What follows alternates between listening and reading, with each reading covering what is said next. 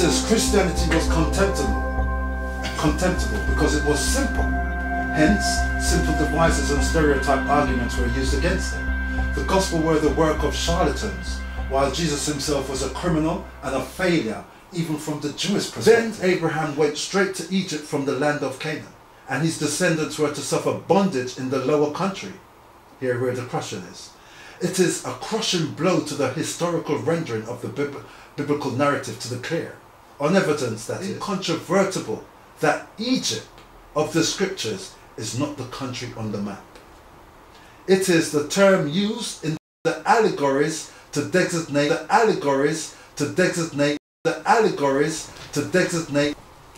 He says allegories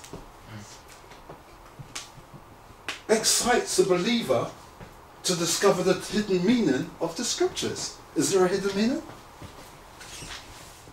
How do we know if it's not being redacted? Do you know what redacted means? It means some shit that was taken out of it.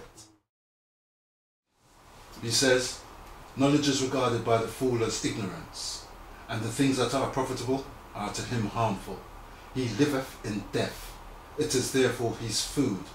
The wise man let his heart overflow, but keep it silent his mouth. Secret. Listen to what he says here.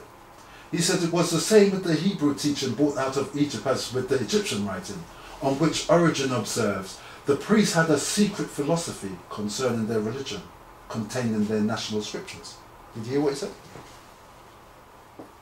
The priests have a secret philosophy concerning their religion, concerning their national scriptures, while the common people only hear fables. Could any man of sound judgment suppose that the first, second and third day of creation had an evening and a morning, when there were yet no sun or moon or stars? Question mark. Could anyone be so unintelligent as to think that God made a paradise somewhere in the east and planted it with a tree like a farmer? Or that in that paradise we put a tree of life, a tree you could see and know with your senses, a tree you could derive life from by eating its fruit with the teeth in your head? He's gone childlike. He's saying, do you really believe this literally? Like you could eat a fruit and God walked and plant trees?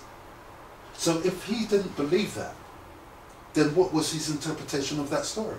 Somebody who's not looking on this picture will say he lied down and we took her ribs from his right side to create the woman. Why? Because the God Shu came and parted them and breathed into Adam, because Shu means ear or breath. God put the man to sleep. Where is God? Here he is. Who is that? Kanun. If the army of Pharaoh were swallowed up by the Red Sea, such an event would doubtless have made it into the Egyptian record.